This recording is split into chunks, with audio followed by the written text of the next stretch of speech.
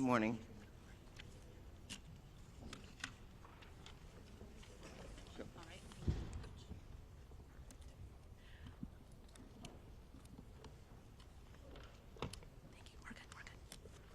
All right, thank you and good morning. Welcome to today's One Voice press conference for the wildfires and the windstorms that are impacting LA County. We welcome you. Run of show for today. We have speakers. There's a speakers list. Please help yourselves to one of those. After that, we will segue to question and answer with members of the press. Allow me to introduce to you our first speaker, Los Angeles County Chair of the Board of Supervisors, Catherine Barger. Thank you, Helen. Thank you for joining us here today. Earlier this week, the Los Angeles County Board of Supervisors declared today, January 9th, a day of mourning in solidarity with the federal government in honor of the passing of former President James Earl Carter. Ironically, today is turned into a day of mourning for more reasons than the one as we mourn the loss of lives and property across our county. While we are still facing significant threats, I am hopeful that the tide is turning. Thank you, Chief Maroney. Thank you, Chief Crowley. Yesterday afternoon, as the winds died down, we saw the return of aerial drops and aerial firefighting, a truly, truly welcome sight. First and foremost, I want to assure our residents in Los Angeles County that the City of LA and the county are working hard and working hand in hand to bring every resource available to the table. Last night, the county opened the Pomona Fairplex as an additional shelter for those evacuating and those who have suffered losses. The Fairplex will also continue to take in large animals that are in need of a home. The county is working to harness and utilize the incredible outpouring of generosity from individuals, nonprofits, and companies that want to help. We have heard that many companies like Airbnb, Uber, and Lyft are offering free or subsidized services for those impacted by the fires in Los Angeles County. The county will be sharing all of these resources through our recovery.lacounty.gov website. In addition, the state has activated CAL FIRE Management Team 3 and assigned them to the Eaton Canyon incident. They will be joining Federal Management Team 5 in their ongoing efforts, we hope as early as tomorrow. CAL FIRE Team 3 will be tasked with overseeing victim search operations and damage inspections to facilitate debris removal operations and setting up disaster recovery assistance centers. This will allow Federal Management Team 5 to focus on firefighting operations and the active front. As Supervisor Horvath mentioned yesterday, wildfires do not care about jurisdictional boundaries. Between the city and the county, we are managing the various resources that are coming online with the increasing demands on our first responders. I saw this firsthand driving through the streets of Altadena yesterday. Driving up Lake Avenue, the devastation could not be missed. The number of homes, businesses, and buildings that were on the fire dwarfed in any sense of available resources. Altadena is a very unique and special part of the 5th District. It is a community that embodies the spirit of a big, small town, a community full of rich culture, history, and one that passionately supports the small businesses that drive its economy in the community. It is also one of the only communities in Los Angeles County that manages the urban wildland interface. Altadena is a resilient community. They have seen some significant battles before, but the scale of the impact today is larger than anything that I have seen in my career. The loss of historic resources at Eaton Canyon Nature Center, Farnsworth Park, and the Altadena Golf Course cannot be measured. I saw fire engines and companies from El Dorado County and other parts of California joining Los Angeles County Fire in an effort to protect life and property.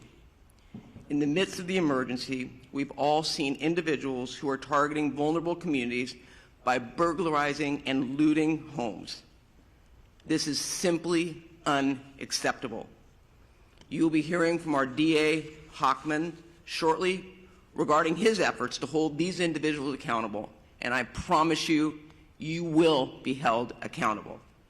Shame on those who are preying on our residents during this time of crisis.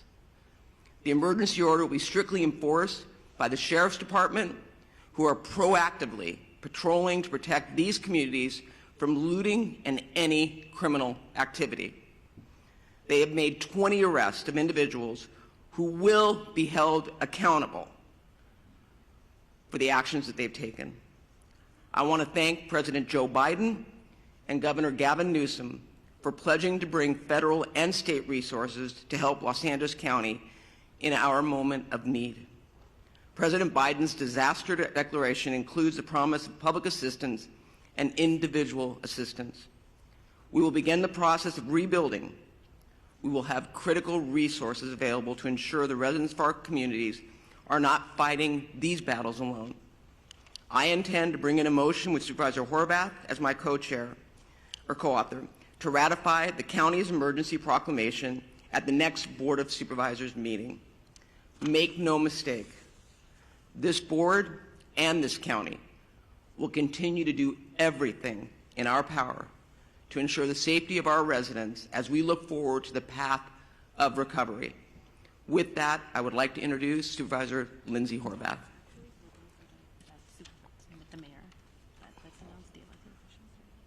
Okay, so who are we going to? Mayor Bass. I'd like to introduce LA City Mayor Bass. Thank you, Supervisor. One voice, that is the way we speak, and that is the way we stand here united. Los Angeles will stand united and stand strong. So first of all, my thoughts are with the thousands of Angelenos who are impacted by this emergency, as more Angelenos were forced to make the terrifying decision to evacuate. Our priorities, of course, are to keep Angelenos safe and to protect homes. The winds continue to be of a historic nature and a key factor of this firestorm. For much of Tuesday, the unprecedented winds prevented air operations to continue. However, as of yesterday, the winds have allowed for air operations, and that has enabled significant progress against the fires in Hollywood and Studio City last night. And as of 7:30 this morning, evacuation orders in Hollywood have been lifted. Angelenos cooperated. The community stood together. They evacuated, and Angelenos should continue to proceed with caution. Air operations are continuing rapidly in the Palisades, in Sylmar, and across our region. We continue to see our heroes, from our LA firefighters and from personnel, families, neighbors from across the county and the state. We thank you. However, we continue to confront a big one-level firestorm. Historic winds and extensive drought have created a perfect storm that has driven people from their homes and have taken people's homes, and that has taken people's lives. I've been in the fire zones, and you can see how fast and devastating these wind-driven fires are. I know people from all over the nation are asking how they can help. So here are two essential ways. First of all, support the California Community Foundation Wildlife Recovery Fund at calfund.org, and support the Los Angeles Fire Department Foundation at supportlafd.org. And in addition to shelters, Airbnb is offering free temporary housing. Go to 211LA.org for more information. This, as we know, is a regional crisis. So working together is the only way we will get through this. That's why I've been in constant contact with my colleagues at the county, state, and federal level. President Biden, Governor Newsom have assured us of full state and federal support. And of course, County Chair Barger and I are fully coordinated, as I am with all of the local elected officials. And our fire departments, police departments, utilities, and other critical agencies are coordinated as well. We have pre-deployed, we are executing a strategy, and we are adapting to conditions on the ground in real time. This is absolutely an unprecedented historic firestorm, but we are all hands on deck. We need to continue to cooperate. We need to evacuate when asked to do so. We need to help others, help our neighbors. And first and foremost, we need to stay united. We need to stay strong. A united LA is the way we will recover, is the way we rebuild our communities. And with that, I believe I am introducing Supervisor Lindsay Horvat.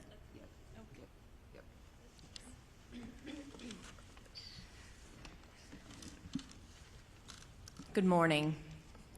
The strength and resilience of Los Angeles County is more than anything we are seeing on the ground.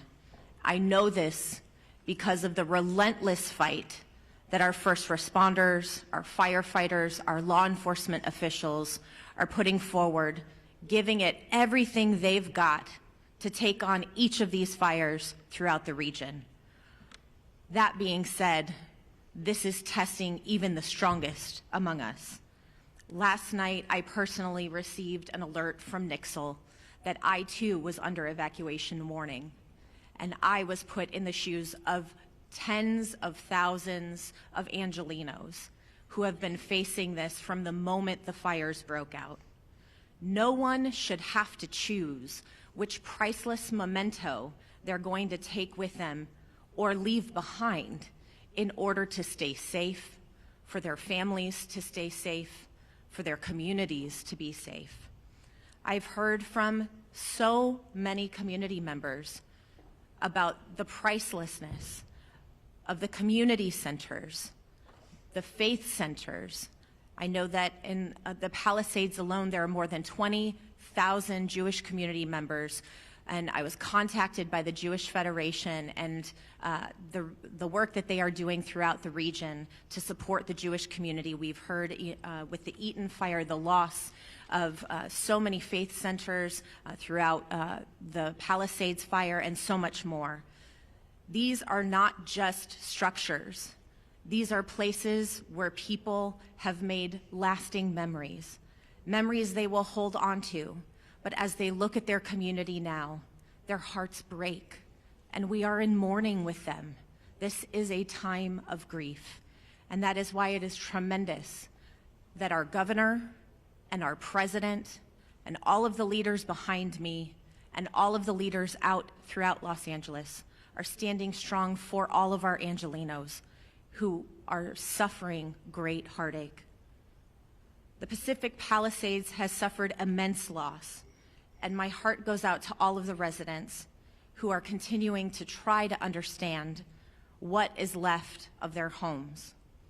In the Topanga Canyon, I've been speaking with residents throughout the night, and I know that One Topanga and TSEP have been in constant communication with those on the ground, and we are in communication with them to ensure that we are supporting Topangans on the ground.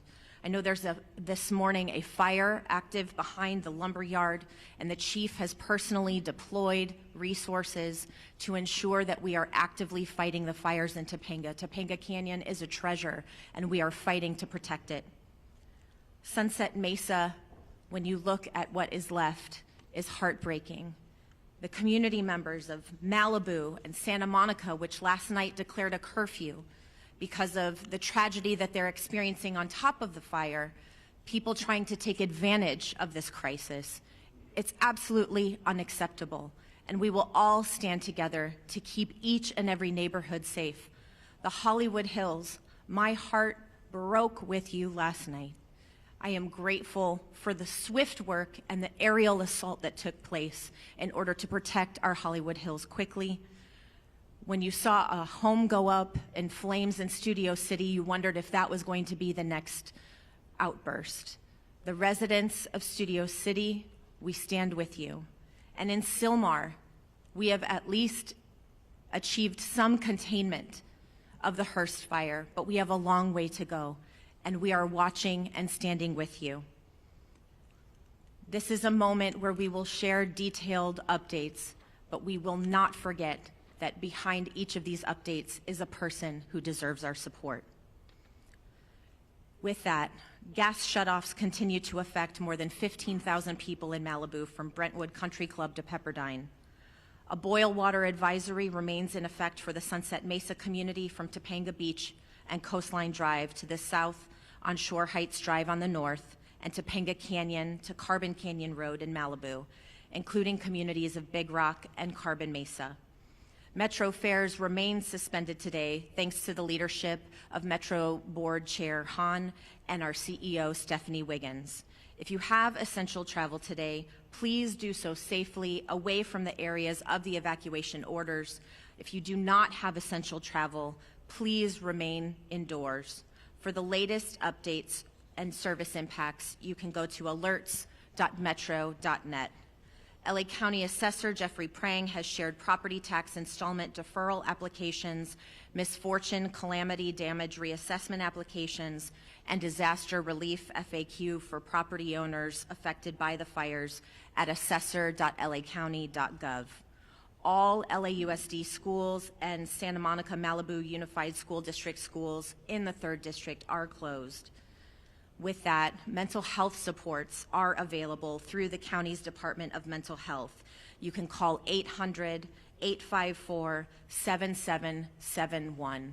Please use this resource. We know you are experiencing traumatic pain, and we want to do our best to help start healing. Thank you for the outpouring of support from across the county and across the country. Emergency Network LA is coordinating volunteers and support through enla.org. Our county is doing everything possible to respond to these fires until they are contained. And as Chair Barger referenced, today is a day of mourning. And in the words of former President Carter, our faith calls us to do all that we can, wherever we can, with all we can. And in this spirit, indeed in this moment calls us to do the same. Thank you. Next, I'd like to welcome LA County Fire Chief Anthony Maroney. So good morning. Thank you, Supervisor Horvath. I will be providing an Eaton Fire update in addition to a Region 1 update. The Eaton Fire remains estimated to be 10,600 acres, and growth has been significantly stopped. And we have 0% containment. We have over 879 firefighting personnel assigned, and mutual aid resources continue to arrive to assist with this firefight. From this point forward, incident fatality information and reporting will be the responsibility of the Los Angeles County Sheriff's Department. We have several reported injuries and over 1,000 structures damaged and destroyed. The cause of the fire remains unknown, and it continues to be under active investigation. As I stated yesterday, as soon as a cause is determined, we will advise the media. The Lydia fire that started yesterday in Acton has been 40% contained, and forward progress has been stopped. It is limited to 348 acres. The number of resources assigned to this fire siege event has increased significantly, and we have a much better posture than we did on Tuesday and Wednesday. Out-of-state resources continue to arrive in Los Angeles County and City, and we are appreciative to our fire partners from throughout the Western United States for providing assistance to Los Angeles County in our time of need. Regarding the current red flag warning, the National Weather Service predicts the warning will remain in effect for Los Angeles County and the majority of Ventura County through Friday.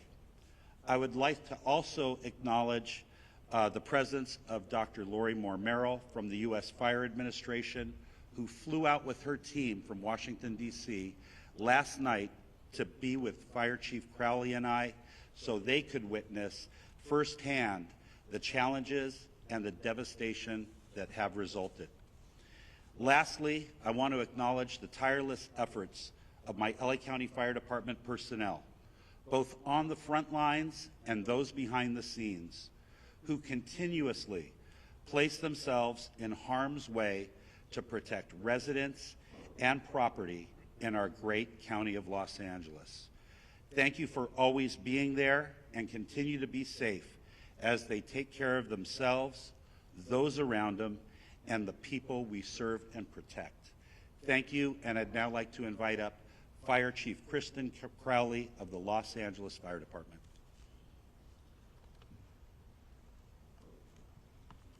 Thank you, Chief Maroney. So good morning. We continue to battle multiple major brush fires in the city of Los Angeles and across the Los Angeles region. Today, we expect winds to subside somewhat, which will allow fire crews to increase containment lines. However, and I want to be very clear here as well, we are still under red flag warning with extreme fire behavior possibilities. Before I give you an update on several fires in the city of Los Angeles, I have to take a moment, for all the right reasons, to thank the residents of Los Angeles and their surrounding areas for heeding our instructions. Today, it is absolutely imperative that as we move into day 3 of this firestorm, all members of our Los Angeles community maintain vigilance. I will now give you an update of our activities that occurred overnight. Palisades Fire, as we know, started January 7th at 10:30 hours in the morning. Size at this point is 17,234 acres. We're in unified command, LAFD, CAL FIRE, LA County Fire, LAPD, and LA Sheriff. 0% containment. Extreme fire behavior continues to challenge firefighting efforts for the Palisades area. Wind gusts are up to 60 miles per hour and are expected to resume throughout the entire day. Firefighters and air resources will continue to work to protect the community and infrastructures and gain control so that we can contain this fire. Damage assessments are ongoing at the Palisades Fire. However, preliminary reports estimate the damage or destroyed structures to be in the thousands.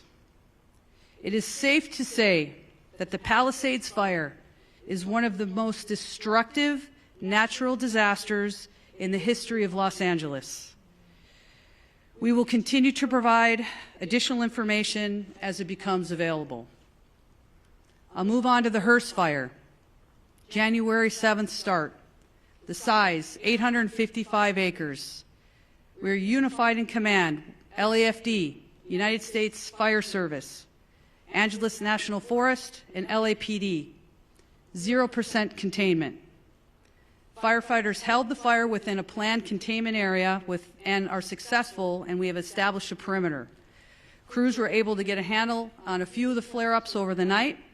We will continue to strengthen our containment lines and create a number of dozer lines to minimize the fire growth. Next, Woodley Fire started on January 8th. The size, 30 acres. Containment, fully contained, and we are using fire patrols to monitor the area for any flare-ups. The fire has been declared as a knockdown, and there are no current threats. Next, the Sunset Fire, which is in the Runyon Canyon area, started last night, January 8th. Size, 42.8 acres.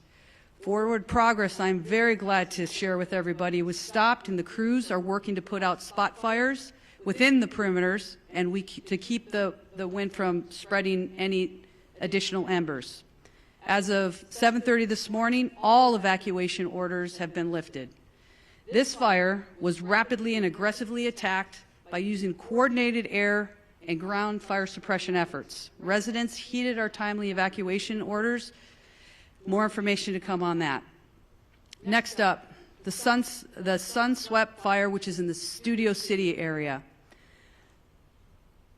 As I talked about all the previous incidents On top of this, our fire department was faced with another massive challenge.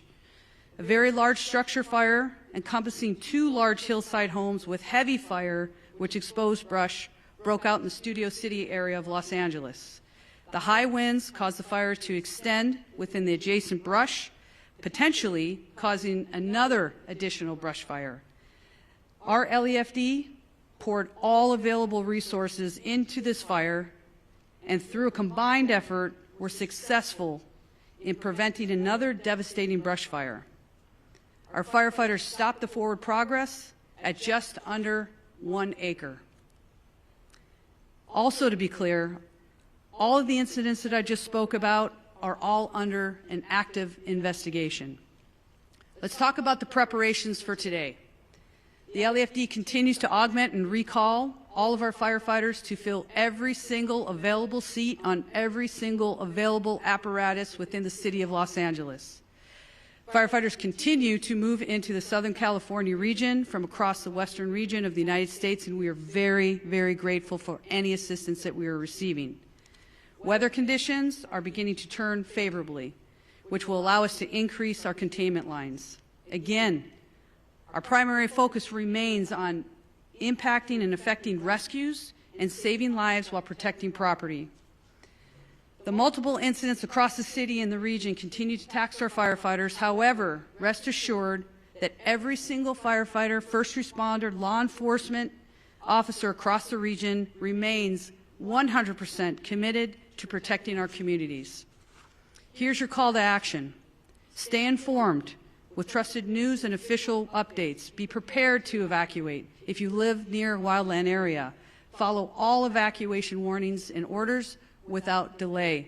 We also ask the public to stay off the roadways and away from any impacted areas, which we want to make sure there's zero room for any other issues when it comes to delays for our firefighters, first responders to get to where we need to go.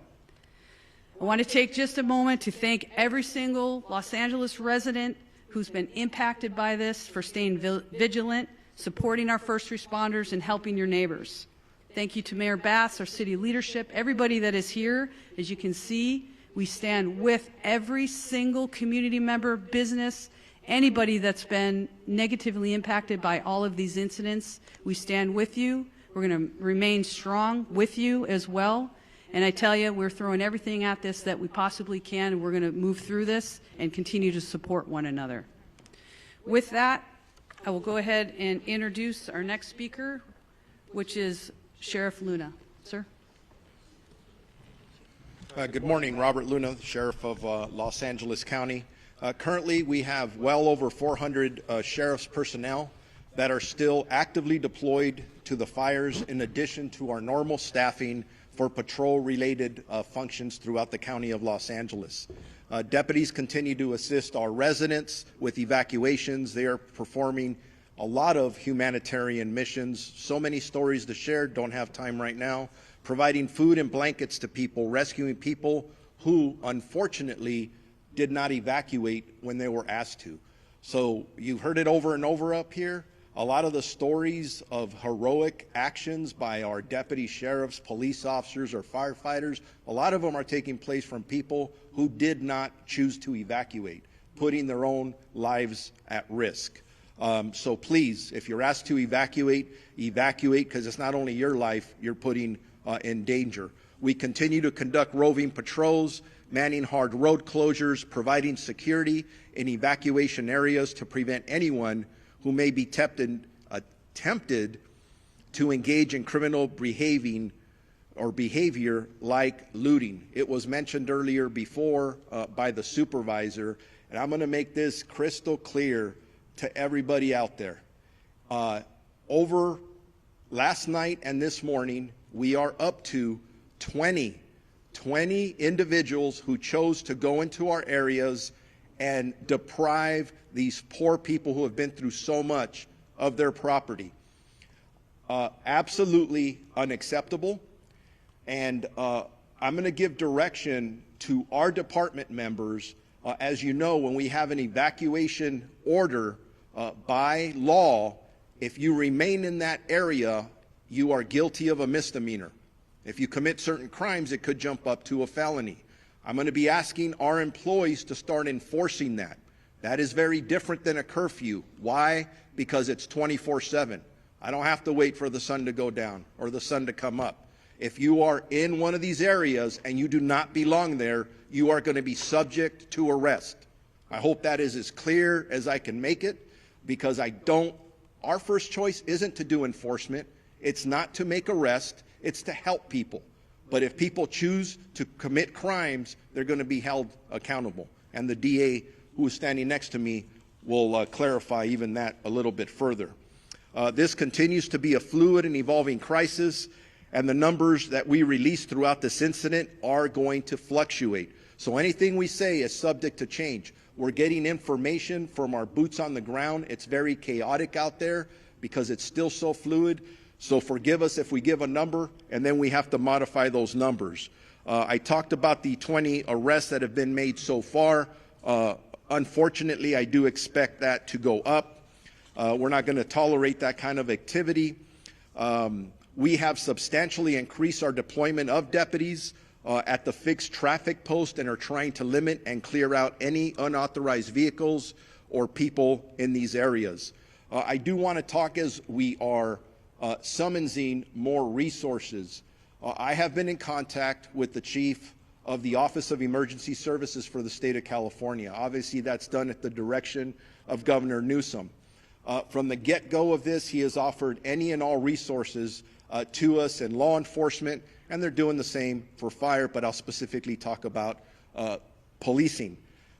The California National Guard is on standby at our direction, specifically my direction, and we, along with my partner Jim McDonnell at the LAPD, are currently in discussions if we are going to need them or how we would deploy them as the hours go on. So stand by for that information as the hours tick on. Chief Maroney mentioned this regarding any death toll information. Yes, we had preliminary numbers yesterday. I got to be honest with you, as I reviewed some of those last night and this morning, I was not satisfied with some of the information that we're getting. And it's not the fault of our people. The people that are working under very difficult conditions are doing their best to do what they need to do. At one point, we'll be able to do a more thorough search of these impacted areas. Some of them look like a bomb was dropped in them, where we will be able to bring in canines and other things to help us hopefully not discover too many fatalities. That's our prayer. But this is a crisis, and we don't know what to expect, but we're ready for everything. So all information, at least on the county side of this equation, we're working with our coroner's office. We'll figure out those numbers. So be patient with us when you ask us about death toll numbers.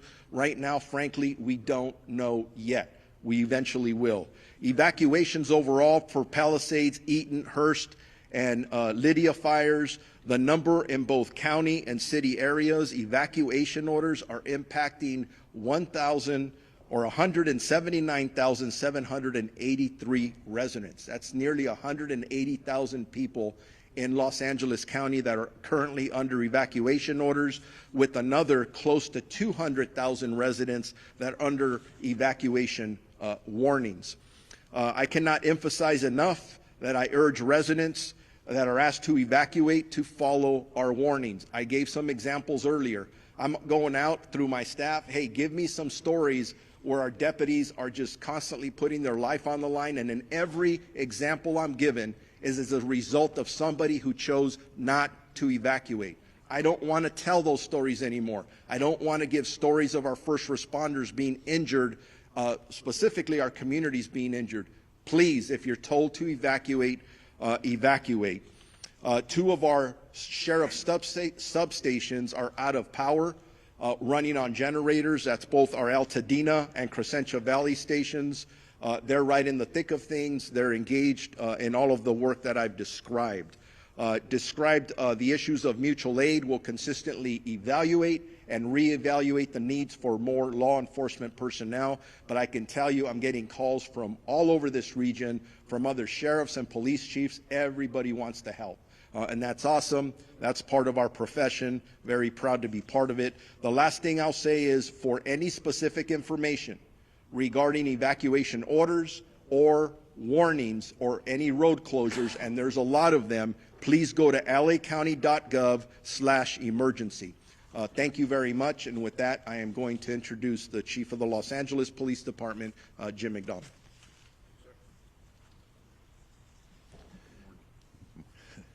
Morning, and I'll start off with a sincere thank you to all who have cooperated and supported the first responders and others who've been out there doing the best they can to make this as manageable as it can be.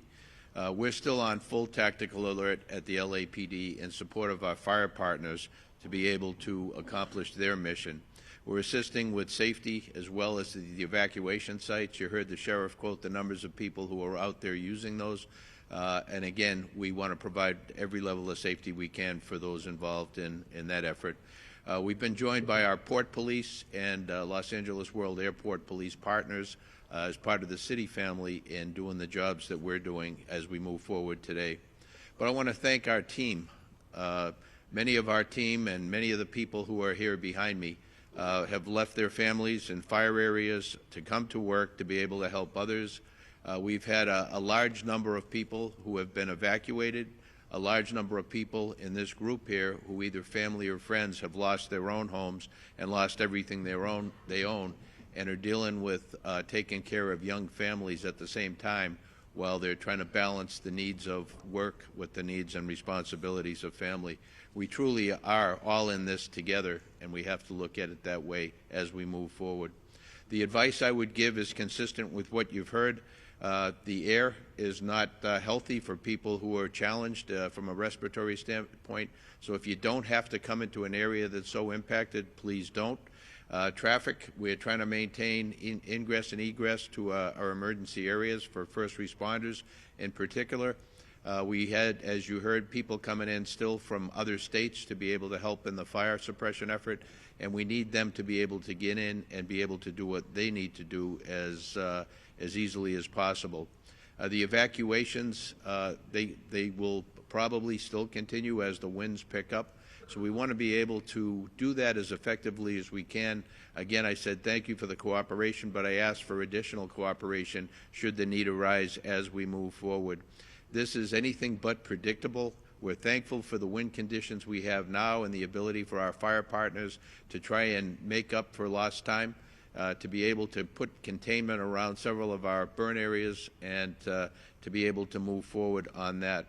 But again, I just want to say that you've heard from, and you'll hear in a minute from the DA, but from the sheriff about our crime suppression efforts. For those who want to take advantage of others, we're there. We're going to be there, and we're going to be working to hold you accountable for what you're doing in that regard.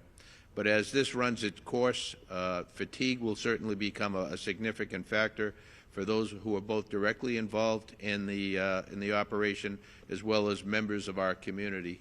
So again, we are very thankful for the people who are doing this on all of our behalf, but we need to stick together, we need to support each other, and this is a thing where morale is a big deal for both the community and all of our folks. So take care of each other out there, and let's do the best we can. Thank you. Now, I mentioned our DA Hockman. It's now my pleasure to introduce the newly elected District Attorney of Los Angeles County, Nathan Hockman.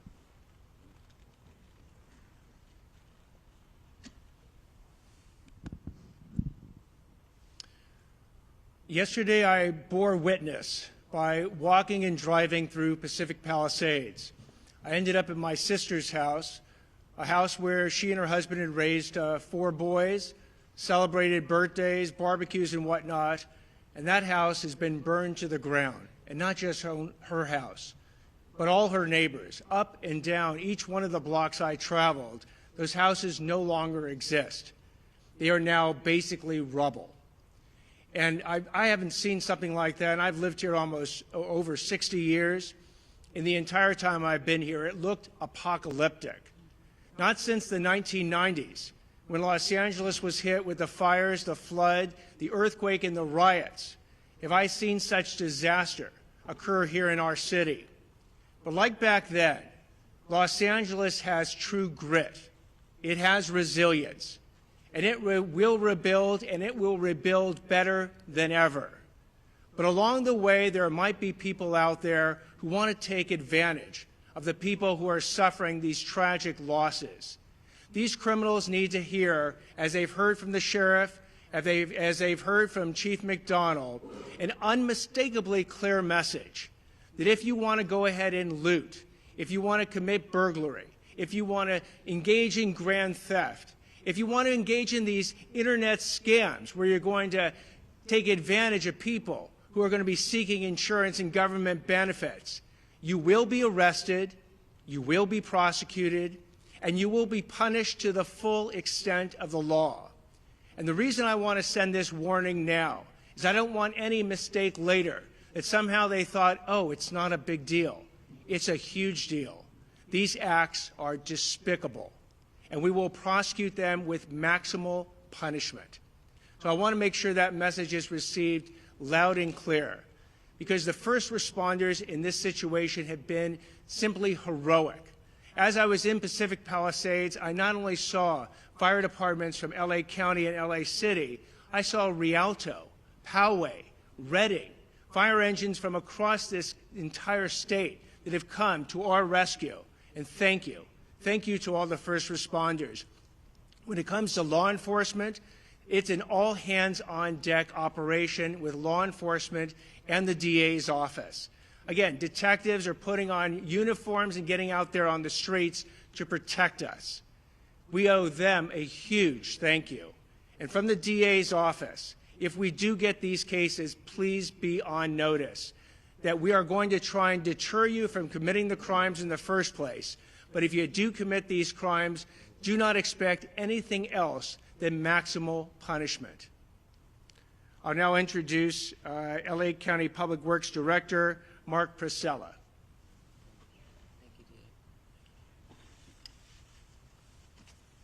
Good morning. As was stated, my name is Mark Pastrella. I'm the Director of the Los Angeles County Public Works Agency. First I want to say my heart, of course, goes out to everyone affected by the devastating event. I personally toured many of the areas yesterday and met with residents, and as everyone here has described, it's an absolute tragedy, including the life safety support system, our infrastructure that has been destroyed that supports life in these communities. I know from personal experience that feeling a loss from a wildfire, and I have tremendous respect for our firefighters and other first responders, our police force, the Sheriff's Department for the work they are currently doing.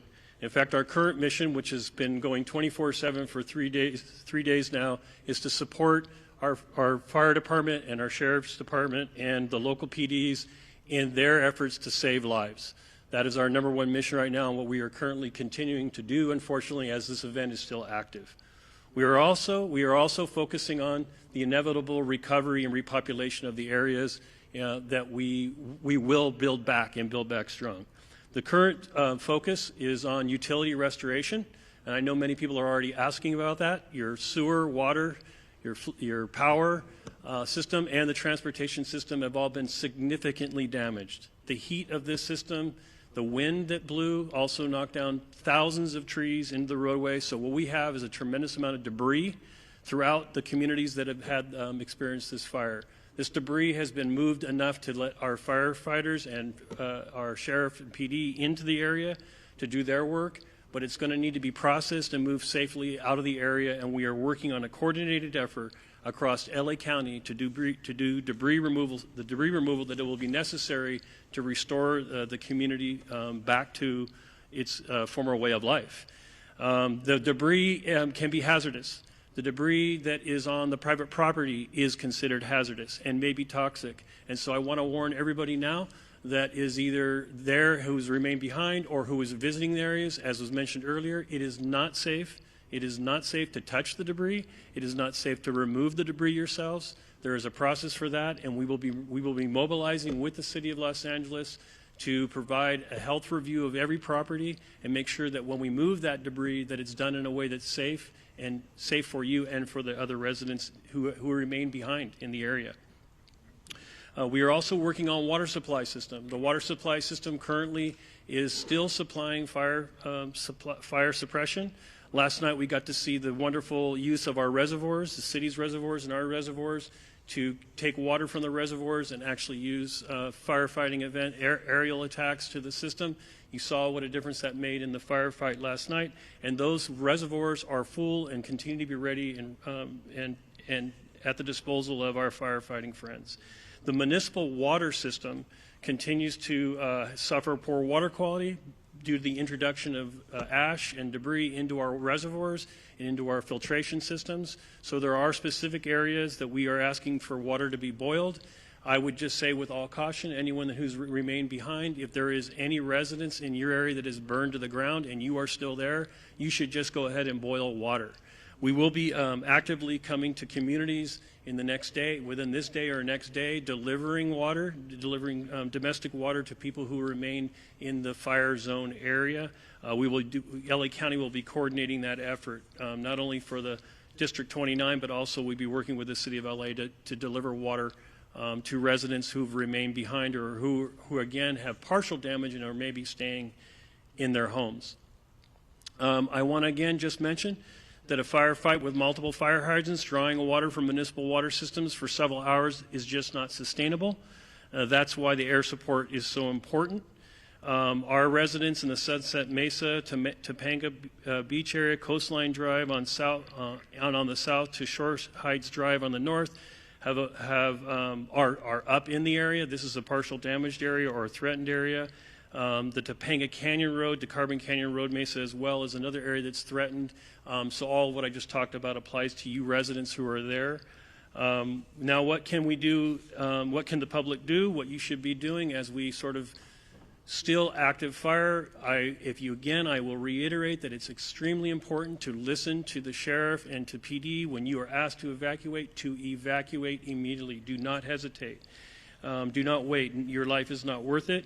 The systems that you're leaving behind, they are going to be impacted and they cannot be restarted easily. So I know a lot of people are talking about, starting up. If you're thinking about creating your own water and sewer and power system at your home, I want you to be very careful about that. That is not something that a licensed contractor should be doing or our utility folks.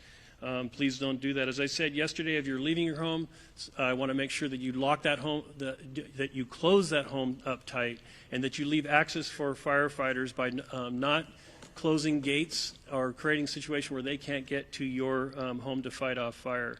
The road system is impacted heavily throughout LA County, including city and county areas. There are multiple, in fact, hundreds of stop signals that are currently flashing red. I want to remind everybody that you treat that as a stop sign and you stop for that flashing. And if you come to a barricade, you need to turn around because those streets are closed for the purpose of recovery and not for looky-loos. Please do not argue with the sheriffs that are there or the PD.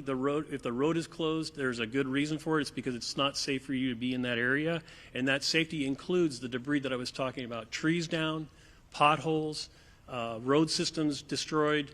There could be breaks in the roadway that could cause major damage to your vehicle. So I'm asking that you comply with all road closures until further notice.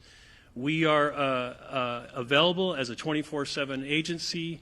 You can reach our department at 1-800-675-HELP. We do need every citizen. There's something else you can do. If you see something, please tell us about it. Whether it's a gas leak, whether it's a utility line down, if it's a signal that's not malfunctioning, if it's a sewer system leak, any of those things that keep our life safety system going, we need to know about them so we can catalog them and get to them. Please know, and I do need to mention, that all of the utility workers, not just my folks at LA County Public Works, but the folks at the City of Los Angeles, the folks at the Southern California Edison, the gas company, we are all coordinating with each other to restore your systems. And our folks are all working 24/7. There are many heroic stories, like the sheriff and fire have, of our utility folks out in the middle of the night, 24/7, getting those systems back up into place. And I want to thank all of the utility workers who are out there doing their job, who are not going home to family at night. They are actually working 24/7 as well. With that, I want to introduce the CEO and Chief Engineer of the Department of Water Power, Janice Quinones.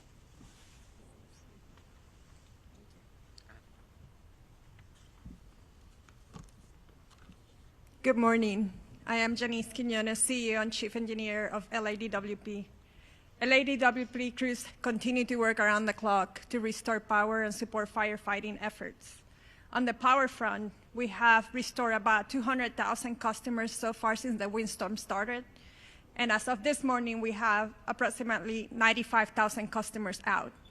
We have 118 crews, DWP crews, working around the clock to restore powers as fast and as safe as possible. We're expecting our mutual aid crews coming from PG&E to arrive today and support the restoration efforts. Our restoration times are ranging from 24 to 48 hours. We are prioritizing wires down, so if you see a wire down, please call 911 and we'll send crews immediately to make the area safe. However, if you live in the fire-impacted areas or near those areas, you might experience longer outages, mainly because either our equipment has been compromised due to the fire, we're not able to access the area yet, or we're proactively shutting out the power for the safety of our firefighters and first responders. On the water side, the boil water notice for Palisades on zip code 90272 continues in effect, and it will continue in effect for at least 48 hours. I have water quality engineers taking samples around the system to ensure that the water quality remains a priority for our consumers. We continue to support LAFD and CAL FIRE and water supply issues and firefighting response, including opening our water reservoirs, as mentioned by Mark yesterday. Hollywood Reservoir was a critical asset when we were fighting the Sunset Fire. So all our reservoirs are open, that are open air for air assets, and we continue to work around the clock with other water agencies to increase the supply and pressure of the water system, including Metropolitan Water District. I want to end this by thanking DWP crews and personnel for their commitment and efforts to support the restoration of LA. Thank you. Thank you very much for that. And now, Chair Barker. I also want to, we recognized President Biden and Governor Newsom, but we also have here with us today Congressmember George Whitesides, Congressmember Laura Friedman, Senator Sasha Renee Perez, Assemblymember Celeste Rodriguez, and Malibu Mayor Doug Stewart. Make no mistake, we are all working together, and I want to thank you all for being here. I know our Congress representatives flew in, and we appreciate it, and we are all in this together. With that, we'll take some questions. Thank you, Chair Barker. So just a couple rules of the road. So I'll call on you. When you get called upon, please announce your name and which media outlet you are with. And we'll start right here in the middle. Jonathan Pigliotti with CBS News. For Mayor Bass, please. Mayor, LA County is in a panic state. It began 2 days ago with the Palisades fire. My crew and I arrived shortly after it started. And for several hours, we watched as hundreds of homes in a neighborhood burned to the ground. We did not see a single fire engine. We watched as Good Samaritans guided traffic. There was fear and there was a lot of confusion. You were out of the country at the time. Shortly after the fire started, a press release was put out warning of this fire behavior. My question to you is, what explains this lack of preparation and rapid response? Let me just say, first and foremost, my number one focus, and I think the focus of all of us here with one voice, is that we have to protect lives, we have to save lives, and we have to save homes. Rest assured that when rest assured, let me finish. Rest assured, when that is done, when we are safe, when lives have been saved and homes have been saved, we will absolutely do an evaluation to look at what worked, what didn't work, and to correct or to hold accountable any body, department, individual, etc. But my focus right now is on the lives and on the homes. Do you think your leadership was effective while responding to this disaster? I just said what I believe is the most important thing for us to do right now, and that is going to continue to be my focus. Thank you. Thank you. Thank you. Let's go to the middle with the laptop. Before we go on, I want to introduce, because this is an important announcement to be made, the U.S. Forest Service Fire Chief Robert Garcia has an announcement regarding a decision being made on the National Forest. Thank you, Supervisor, and I'll be brief. I just wanted to share that in the overnight hours last night, the U.S. Forest Service, in an effort to reduce calls for service and reduce potential risk for wildfire, we've made a decision until further notice that the Angeles National Forest is closed. And so we'll get some additional information out, press release, that kind of information on the details of that closure, but it's similar to the types of orders that the county and the city have instituted regarding curfews and access and that type of thing. So the Angeles National Forest will be closed till further notice, likely till we get through this current fire weather event. Thank you for that. We'll go in the middle. Name and media outlet, please. Hi, Thomas Fuller from the New York Times. For Chief Luna, I just wanted to follow up on what you said about you weren't satisfied with the information that you were getting on fatalities. It's been widely reported that there were 5 deaths, at least 5 deaths. Do you believe that death toll is not accurate, and do you think it's less than that? Based on all the information that I've received in the last probably 8 hours, I want to be more confident in the specific information that I'm getting. So what we're doing now is going back through everything because you got to understand the urgency, the chaotic nature of what we're dealing with, and we're still in the middle of that. So I want to make sure that as we go forward, at least for the Sheriff's Department, we're actually having our homicide unit involved because they don't only do murder investigations, they do death investigations, that I'm going to change the system and verify each number. Because I don't care if it's just one, that's somebody's family. That's somebody we love and care for. So I want to make sure that's solid before we start presenting that information. Unfortunately, based on the preliminary information I've seen, at least in the two large fires that we're dealing with on each side of the county, unfortunately, I think the death toll will rise. I hope I'm wrong, but I think it's going to rise. Thank you for that. Let's go right over here in the front. Yeah, Josh Haskell, ABC 7 Eyewitness News. Mayor Bass, I've been on the fire lines the last 2 days. I've never seen firefighters this desperate. At fire hydrants, water not coming out, the pressure so low, the #1 tool that they use to fight these fires, not there. How frustrated are you about that? And also, I'm getting texts right now from the Palisades Highlands community. We're almost 48 hours after this fire started. There's not resources up there. The hydrants aren't working. Where's the National Guard? Where are miles and miles of water tenders? How are we addressing this? Your reaction. First of all, you asked me, was I frustrated by this? Of course, because we all know that this has been an unprecedented event. We also know that fire hydrants are not constructed to deal with this type of massive devastation, and that the #1 problem, especially on Wednesday, was the fact that we weren't able to do the air support because of the winds. And so, of course, I am absolutely frustrated by that. I am not sure that is correct, that there are no resources up there, but rest assured, as soon as we are done here, I will follow up on that. But those homes, the first day and a half, there were homes up there that had been protected by the fire. And then I went up there yesterday and there were that had been protected? That it basically had been saved. Obviously, the fire's moving in different directions, but when I went up there yesterday, there were not a lot of resources. We drove around, and then I know that things got worse up there. I'm just wondering, now that we move 48 hours past, how are we addressing these water problems that are continuing, and is it acceptable that they continue? Well, let me just say that the water problems are a little better now because the winds are such that we can go up and have the air support. And you know that that was the reason that the devastation was so bad, the unprecedented wind, the strength of the wind, and the fact that the air support could not go up.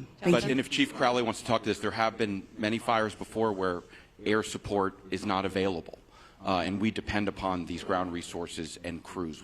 Was there a plan in place for that, and did the resources get here quickly enough? And talk about an update to air support today. Right. So thank you for that question. As we know, and you heard all of the incidents that are occurring at this point. Palisades was the first brush fire that we were attacking at that moment. You talk about specific pre-deploying. We put resources in place, pre-deploying, knowing that the winds were coming. With that, when the fire did light and take off, rapid response. Very dynamic situation. Air to ground resources coordinating. Now with the winds, I don't think we can overstate that enough. There's no excuse in regard to the winds were too much, but the reality is the winds are so dynamic, and at that tipping point, when our resources, air resources were grounded, that changes our strategies and tactics. We called for the world in regard to the number of resources and what we needed, who we needed, immediate need. Every single resource that was available at that moment responded. You talked about 48 hours later, where are we now, right? Again, I already spoke on if we don't have water, we find water, we use water tenders, we draft water. The fire department, first responders, we're going to do everything in our absolute effort to do what we can do with what we've got. The good news is, with the wind subsiding, you're going to see water drops, you're going to see rotary, you're going to see fixed wings all day, unless something changes. Again, I did say 60-mile-an-hour wind gusts even today. So very, very dynamic situation. With that, also, you said about the other homes, no fire resources there. As winds change, our resources change, we redistribute, we move, and that's the dynamic situation that we are in even in day 3.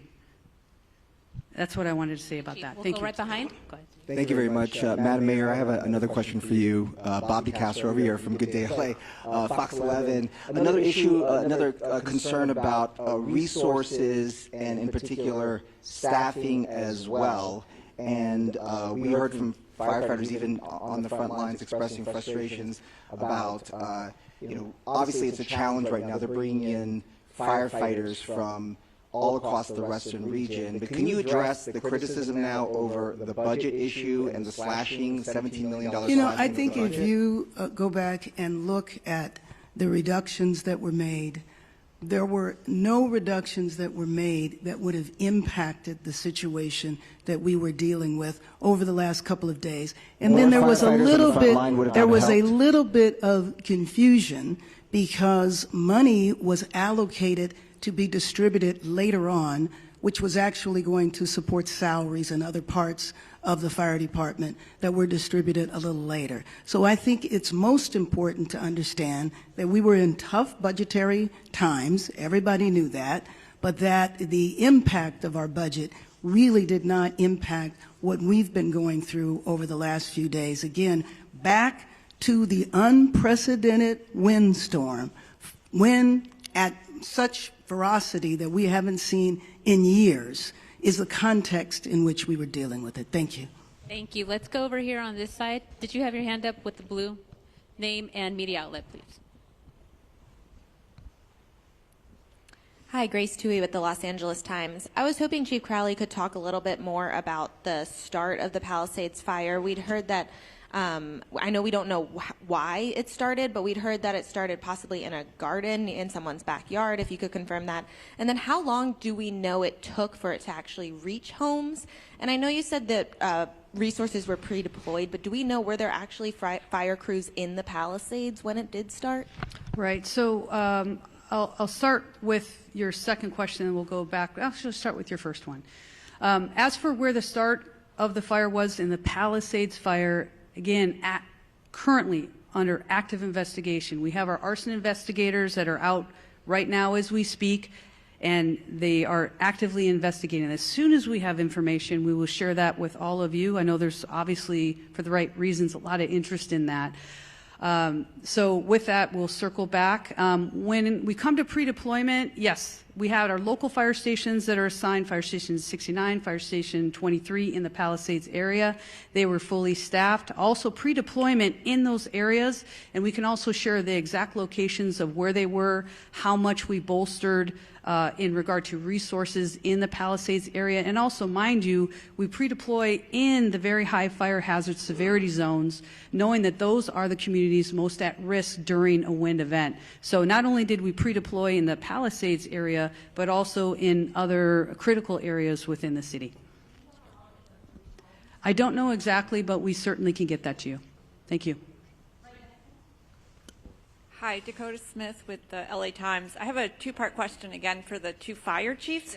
First off, have drones, unauthorized drones, been a problem, and have they hurt firefighting efforts? Secondly, in terms of the LAFD hydrants, was there any scaling back of the inspection of those hydrants in the last year and did that affect the firefighting effort, to Chief Crowley? Sure. Thanks. So as for your first question with the drones, I don't have any information on that, so I can't share anything with you on that. In regard to the hydrants, historically, January is our hydrant testing phase. What I can tell you is we work closely with the Department of Water and Power.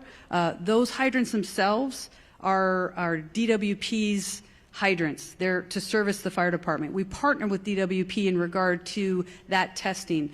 Now, the very dynamic situation of where we are currently with the wildland season, if you may, there was a decision to postpone. We did not, in regard to the January start date, we have all year to test them. And also, mind you, our local fire stations are every single day going up and down the streets and looking at our hydrants. If there's any damage to hydrants, we report those as well.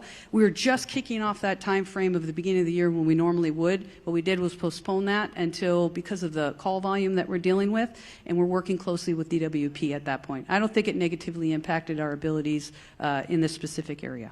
Thank you. Thank you. In the third row there. David Zahnizer with the Los Angeles Times. I have a two-part budget question. My first part is, can you talk about the reserve fund? Last year, there was a lot of concern that the reserve fund had fallen below 4% and was heading toward that 2.75 number that I think makes it difficult for the city to authorize spending. Do you know how low it has gotten at this point and how quickly you're burning through the reserve? Do you want to go with your second question too? Sure. Go right ahead. The second question is, do you have any concern about blowing through the reserve before the state and federal money will arrive? So let me just say that, as I said a few minutes ago, our number one priority right now is to save lives, to protect lives, to save homes. I'm not here to talk about the status of our budget. If you would like to do that on another occasion, that would be fine in terms of the reserve fund.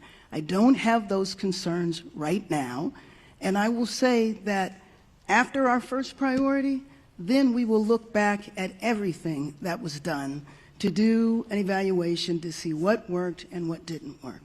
Thank you. Thank you. We are over time. However, we will have one-on-one interviews. CAL FIRE wants to give an update on structures, et cetera, to get a clarification. I think it's important for you to highlight the numbers. Excuse me. Good morning. My name is Todd Hopkins. I'm one of the incident commanders for the CAL FIRE incident management teams.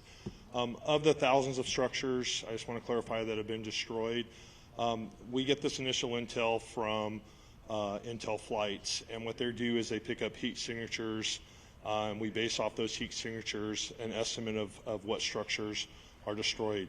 What I want to clarify is that a structure doesn't necessarily mean that it's a residential structure or a commercial structure. It could be a vehicle, it could be an outbuilding. So we do have people, damage inspection teams that are on the ground that will go out to every single home. They will catalog whether a house is destroyed, if it's partially destroyed or just damaged, and all that information will be turned over to the city and to the county once the damage inspection teams get done. So although we know that there are many homes destroyed, the thousands of structures can mean many different things besides just a home. So thousands of structures, yes, but that could be a motorhome, that could be a car, that could be a shed, it could be a residential structure. So I just wanted to make that clarification. Thank you very much. And we are end of press conference, one-on-ones. We also have Spanish. We will conduct that over here to the side with Sheriff Luna and a representative from LA City Fire. Thank you. Thank you for clarifying that. I think that was important to clarify. I didn't get it. Now I get it. From an airplane flight, they pick it.